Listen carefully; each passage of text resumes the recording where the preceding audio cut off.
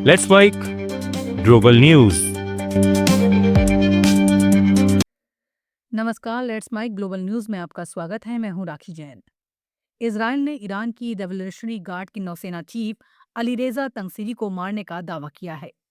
Israel के रक्षा मंत्री carts ने कहा कि ईरान के अंदर अब्बास इलाके एयर स्ट्राइक में तंगसीरी मारे गए।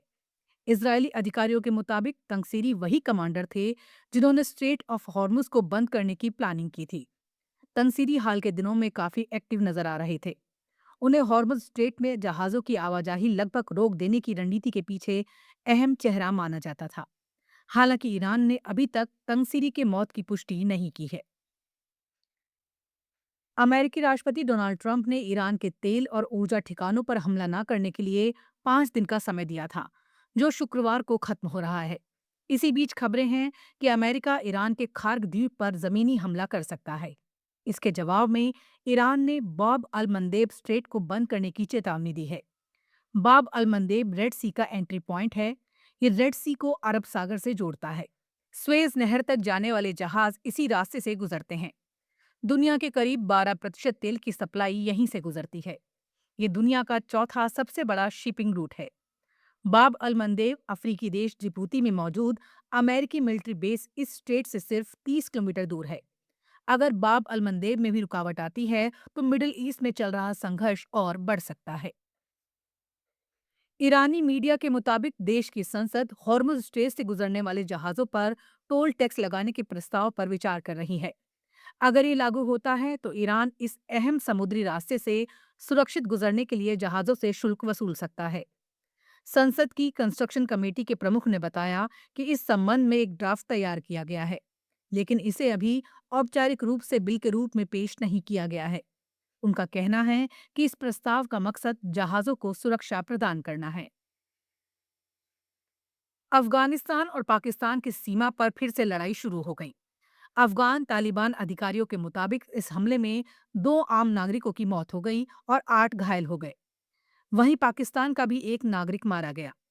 अफगानिस्तान और पाकिस्तान ने मिलकर ईद को लेकर 5 दिनों का अस्थायी युद्ध विराम घोषित किया था। 25 मार्च को सीजफायर खत्म होने के बाद दोनों देशों में फिर से झड़प शुरू हो गई।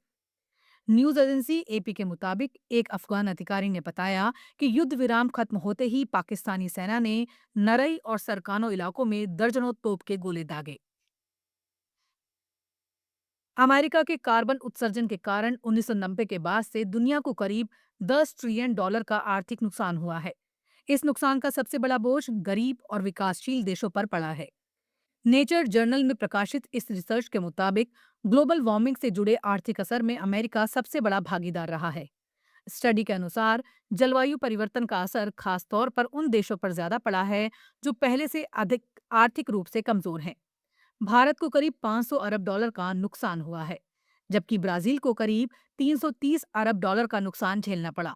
वैज्ञानिकों का कहना है कि बढ़ते तापमान ने उत्पादकता, स्वास्थ्य और आर्थिक विकास को प्रभावित किया है, जिससे कई देशों की ग्रोथ धीमी पड़ गई है। अमेरिकी राष्ट्रपति डोनाल्ड ट्रंप 14 और 15 मई को चीन का दौरा करेंगे। व्हाइट हाउस ने इसकी आधिकारिक घोषणा की है। ये यात्रा पहले इसी महीने के अंत में प्रस्तावित थी, लेकिन ईरान से जुड़े तनाव और युद्ध जैसी स्थिति के कारण इसे टाल दिया गया था। व्हाइट हाउस की प्रेस सचिव कैरोलिन लिविट ने बताया कि ट्रंप की बहुप्रतीक्षित चीन यात्रा है। उन्होंने कहा कि ट्रंप और प्रथम महिला मेलानिया ट्रंप इस साल के अंत में चीन के राष्ट्रपति शी जिनपिंग और उनकी पत्नी पैंग लियुआन की वॉशिंगटन डीसी में वापसी यात्रा की मेजबानी भी करेंगे। बांग्लादेश के राजबाड़ी जिले में एक बस पद्मा नदी में गिर गई। हादसे में अब तक 16 लोगों की मौत हो चुकी है, जबकि कई लोग अभी भी लापता हैं। बस में करीब 40 यात्री सवार थे। रेस्क्यू टीम ने हमजा नाम के जहाज की मदद से करीब 6 घंटे बाद बस को बाहर निकाला। बस के अंदर से 14 शव मिले, जबकि गोताखोरों ने पहले ही 2 महिलाओं के शव बरामद कर लिए थे। Fire service, coast guard, police और सेना की टीमों की मदद से गोताखोर लापता लोगों की तलाश में जुटे हैं। अधिकारियों ने बताया कि बस ढाका जा रही थी। इसमें सवार अधिकतर यात्री ईद की छुट्टियां बिताकर लौट रहे थे, जिनमें कई बच्चे भी शामिल थे।